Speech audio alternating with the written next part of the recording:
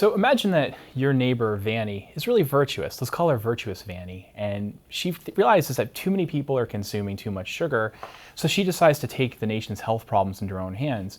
Next thing you know, she's showing up at the local 7-Eleven with a gun in her hand, saying, you can't sell Big Gulps anymore or candy bars, and if you do, well, I've got this gun to take care of that.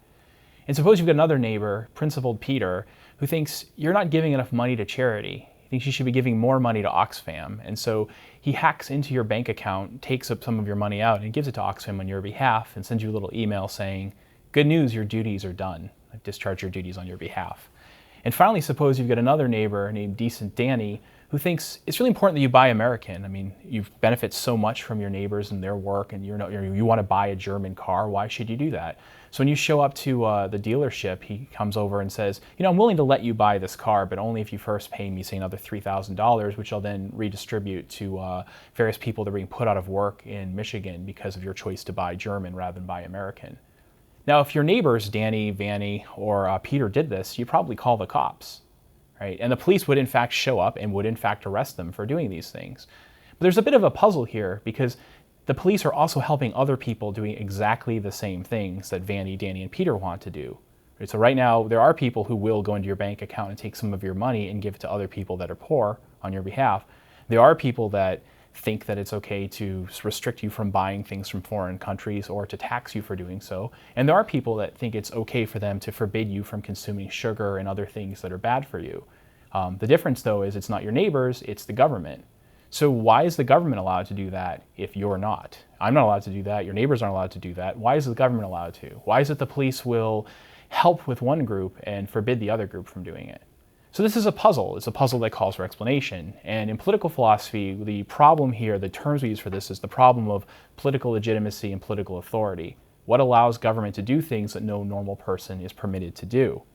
So one of the questions of political philosophy is there an explanation for this? Or maybe not. Maybe the answer will turn out to be that government shouldn't be doing this and we should dispense with government altogether, or its rights should be really restricted.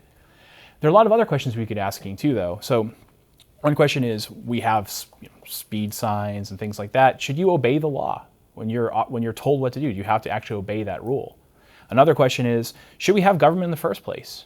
Another question is, when we're talking about government, who counts as the governed? Who counts as a fellow citizen?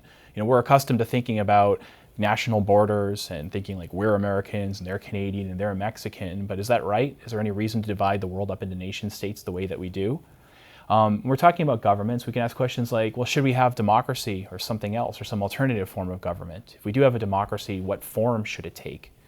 Also, finally, and maybe the most abstract way of putting this is, what makes the institutions that we live under good and just? What are the standards by which we evaluate institutions as good or just? So by institutions, what I mean is the rules of the game that we live under. So you don't realize it, but in our common lives, we're constantly living under rules, most of which are kind of unconscious and we're not really paying attention to. We walk around the hallway, we're not sitting there thinking about, consciously thinking about whether we should kill one another or not, or take one another's stuff. We just unconsciously follow a bunch of moral rules. And that's probably a good thing that we're doing that. But the question is, well, what are the good rules? So economists like to use the word institution to refer to the rules of the game that structure social life. And if you think about it, a lot of the things that we deal with are just a set of rules. So take the private property. Like if this is my mug, it's just a set of rules governing how people can use this and destroy it and modify it. So what count as good rules with regard to private property?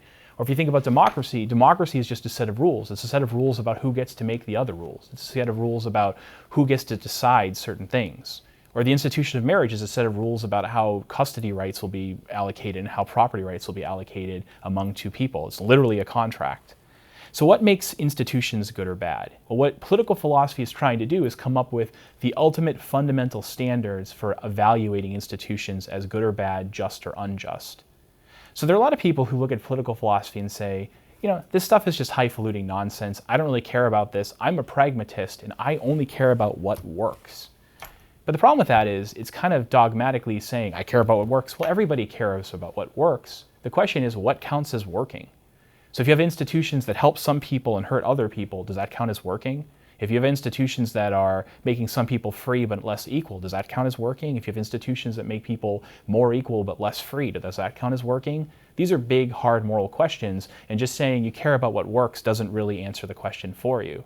So what we'll be talking about over the next A few sessions are some attempts to answer these questions about what counts as working. But one final bit about this is that at the end of the day, you can't really evaluate institutions just with the tools of political philosophy alone. You're going to need some other tools, the tools of the social sciences, because it's not enough to have a set of standards about what counts as better and worse. You need to know how the institutions actually function in the real world before you can set a final stance one way or another.